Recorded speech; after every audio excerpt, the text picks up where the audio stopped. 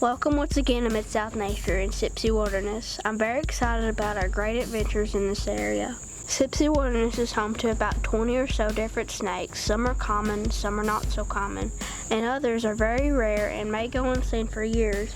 It's also home to about 13 different salamanders. Today our presentation is about one of the more common snakes, the gray rat snake, along with a really cool amphibian, the spring salamander, in its larval stage. Rat snakes are some of the most common snakes in most of the eastern half of the United States. It wasn't long until we came upon a gray rat snake. They are gray with dark blotches on the dorsal and ventral sides and pale to white on their chin and belly.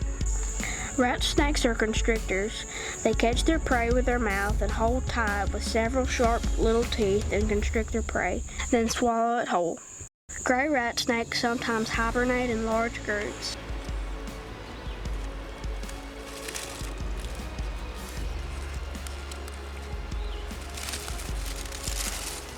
Okay, buddy. Is he in a hole?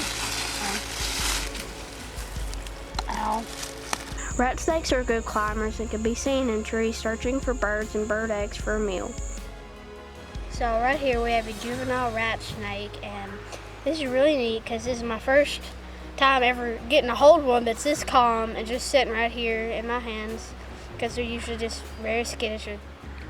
And why I'm holding him right behind the head is because they can bite. It's a pretty painful bite. He just bit me twice there, and you just don't really want to get bit by them. Feels like a little razor cut, don't yeah, it? Paper cut. They're not venomous or not, and it's not going to hurt you or not. Just, it's better not to be bit by a snake. But that's really neat. Look at him. It's really cool. Yep. He's healthy looking. Yeah, he's got a good home here. Very good home. He's got a bunch of woodlands and stuff, and he's got here on this rock. He had a good home, and it's warm out today. He's probably going to be out basking in the sun some more, and that's really neat. What they usually eat on is like little rodents and stuff, bird eggs and stuff like that. They a lot of times get in barns and stuff, and they like places like this. And we have found a lot of them before in barns, but we're gonna go ahead and release them back where we found them. Thanks, buddy. It's really cool. We're gonna keep adventuring, see what else we can find. Gray rat snakes are plenteous here in the Sipsey Wilderness area and can grow to be around 84 inches.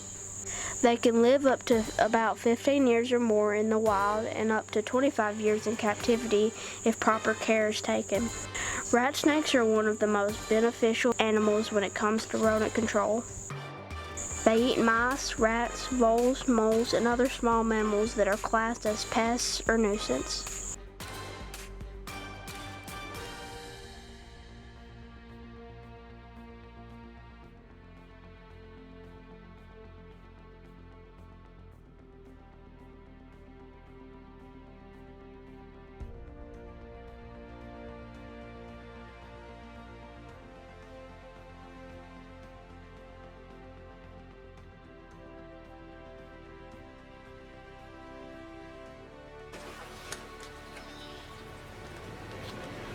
Okay, so right now we're looking at all these little cave things, these little crevices in here, and right here is just a little example of one, but there's bigger ones like this and go further in, and there's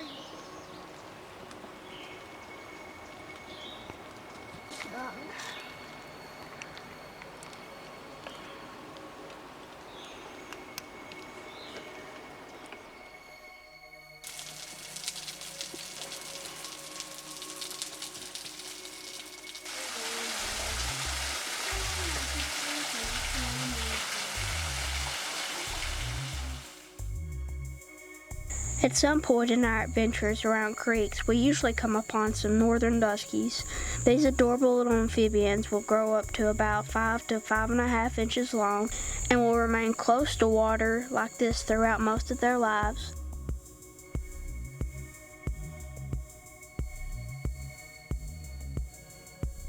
Watch for more upcoming videos for more information on the Dusky salamander. The spring salamander is a medium-large, semi-aquatic clungless salamander, with females growing slightly larger than males, up to 7.5 to 8 inches long. The adults feed on mostly vertebrates, including other salamanders and salamander eggs, while the larvae feed on a wide variety of insects, arachnids, crustaceans, and even their own kind. One fact that stands out is that they remain in the larva stage for 2 to 4 years, which is longer than most salamanders in the Mid-South, and can reach an overall length of up to 4 inches during that time. That is pretty large for a larva. They are commonly found near streams of water as adults and live in the streams during the larval stage, breathing through their gills that are small red spots behind each eye. And notice the tail, how it's paddle-like, which helps it swim through the currents. The spring salamander larvae we found were in an area where it seemed like least likely anyone or any animal would be, making this a very safe location. Tucked away on a hill in a cave-like entrance with only a small stream of water. You see his gills right there? Now, as soon as they get out of the water, as soon as I pick it up, their gills are just go straight back in. And you can see that one there, its gills are out. But you can see them right there, them red spots. Looks like he's bleeding. Put him right there with the other one. And he's a little bit bigger. Now, time to find him. Get another one? Yeah, it's tiny.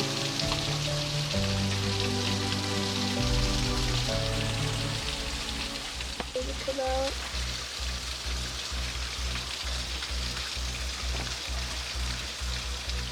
You're so close, just pull out. Okay, I visually got him, but he's tiny. Look at how little that is. There are no fish or other possible predators in this location, so these little guys shouldn't have any problems growing into mature spring salamanders. That was really cool finding some of them. We're going to keep on adventuring and maybe we can find some more animals.